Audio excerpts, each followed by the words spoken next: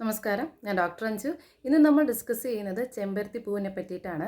ചെമ്പരത്തി പൂവ് നമുക്കൊരു ഫേസ് പാക്കായിട്ടൊക്കെ ഉപയോഗിച്ചാൽ വളരെ നല്ല റിസൾട്ട് കിട്ടാറുണ്ട്. അതുപോലെ തന്നെ ചെമ്പരത്തി പൂവ് നമുക്ക് സാധാരണ ഒരു വെള്ളത്തിൽ നോർമൽ വാട്ടറിൽ എടുത്തൊന്ന് മിക്സ് ചെയ്തതിന് ശേഷം നമുക്ക് മുഖത്തൊക്കെ അപ്ലൈ ചെയ്യുന്നത് വളരെ എഫക്റ്റീവാണ്. അപ്പോൾ ചെമ്പരത്തി പൂവ് കൊണ്ട് നമ്മുടെ ചർമ്മകാന്തിക്ക് എങ്ങനെ ഉപയോഗിക്കാമെന്ന് ഇന്ന് ഡിസ്കസ് ചെയ്യാം.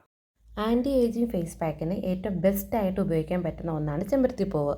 ചെമ്പരത്തിപ്പൂവ് വെയിലത്ത് വെച്ച് ഉണക്കിയതിന് ശേഷം 2 ടീസ്പൂൺ ചെമ്പരത്തിപ്പൂവിൻ്റെ പൊടിയും അതിലേക്ക് 2 ടീസ്പൂൺ അരിപ്പൊടിയും കറ്റാർവാഴ ജെല്ലും അതിനോടൊപ്പം തന്നെ ആവശ്യാനുസരണം തൈരും കൂടി എടുത്ത് മിക്സ് ചെയ്ത് നമുക്ക് ഫേസിൽ അപ്ലൈ ചെയ്യാവുന്നതാണ്. മുഖം നന്നായിട്ട് കഴുകി വൃത്തിയാക്കിയതിന് ശേഷം ഇത് നമുക്ക് മുഖത്ത് അപ്ലൈ ചെയ്യാവുന്നതാണ്. ഒരു 10 മിനിറ്റ് മുതൽ ഒരു 15 മിനിറ്റ് വരെ നമുക്ക് മുഖത്ത് അപ്ലൈ ചെയ്തതിന് ശേഷം സാധാരണ വെള്ളത്തിൽ തന്നെ നമുക്കിത് വാഷ് ഔട്ട് ചെയ്ത് കളയാവുന്നതുമാണ്. നമ്മുടെ ചർമ്മം നന്നായിട്ട് തിളങ്ങുവാനും അതുപോലെ ആൻറ്റി ഏജിങ് പോലെയുള്ള പ്രശ്നങ്ങളൊക്കെ ഒരു പരിധി വരെ തടയുവാനൊക്കെ നമുക്ക് ഇത് വളരെയധികം എഫക്റ്റീവാണ്. കൊളാജൻ്റെ അളവ് കൂട്ടുവാൻ ഇത് സഹായിക്കുന്നു. അതുകൊണ്ട് തന്നെ നമുക്ക് സ്കിന്നിനുണ്ടാവുന്ന ചുളിവുകളൊക്കെ അകറ്റി സ്കിൻ ഒന്നും കൂടി ടൈറ്റ് ആവാൻ കൂടി സഹായിക്കുന്ന ഒരു ഫേസ് പാക്കാണ് ഇതെന്ന് പറയുന്നത്. പ്രകൃതിയാൽ നമുക്ക് നമ്മുടെ സൗന്ദര്യം കാത്തു സൂക്ഷിക്കുക എന്നാണ് ഏറ്റവും ബെസ്റ്റായിട്ടുള്ള ഒന്ന് തന്നെയാണ് ചെമ്പരത്തി എന്ന് പറയുന്നത്. അത് നമ്മുടെ മുടി കിഴക്കിനും അതുപോലെ തന്നെ നമ്മുടെ ചർമ്മം സംരക്ഷിക്കുവാനും ഒക്കെ ഏറ്റവും ബെസ്റ്റായിട്ടുള്ള ഒന്നുകൂടിയാണ്.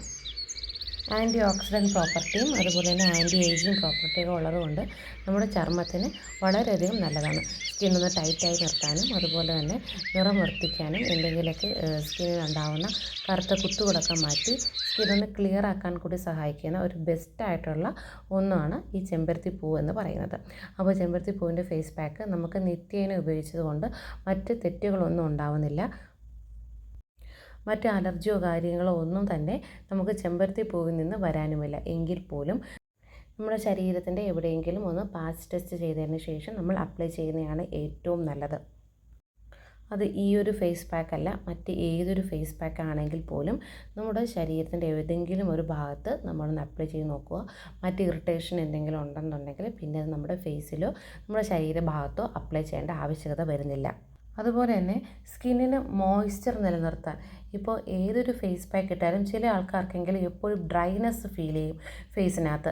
അങ്ങനെയുള്ളവർക്ക് ഒരു മോയ്സ്ചറായിട്ട് അല്ലെങ്കിൽ നമുക്ക് വരണ്ട ചർമ്മം ഒന്ന് മാറ്റുവാൻ വേണ്ടിയിട്ടൊക്കെ ഈ ഒരു ചെമ്പരത്തിപ്പൂവിൻ്റെ ഫേസ് പാക്ക് വളരെയധികം നല്ലതാണ്. ഇതിന് വേണ്ട ചെമ്പരത്തിപ്പൂ നന്നായിട്ട് ഒരു നോർമൽ വാട്ടറിൽ ഒന്ന് അരച്ചെടുത്തതിന് ശേഷം നമുക്ക് തേനും കൂടി മിക്സ് ചെയ്ത് ഉപയോഗിക്കുന്നത് നല്ലതാണ്. അതല്ലാന്നുണ്ടെങ്കിൽ തേനിൽ ചെമ്പരത്തിപ്പൂ അരച്ച് മിക്സ് ചെയ്തിട്ടാലും വളരെ എഫക്റ്റീവാണ്. എന്നും ഫേസ് പാക്ക് അപ്ലൈ ചെയ്യണമെന്ന് ആഗ്രഹമുള്ളവർക്ക് ഇത് നമുക്ക് നിത്യേന അപ്ലൈ ചെയ്യുന്നത് വളരെ നല്ലതാണ്. തേനും ചെമ്പരത്തിപ്പൂവും കൂടെ മിക്സ് ചെയ്ത ഈ ഒരു ഫേസ് പാക്ക്. അപ്പോൾ ഈ ഒരു വീഡിയോ എല്ലാവർക്കും ഇഷ്ടമായെന്ന് വിശ്വസിക്കുന്നു. Thank you.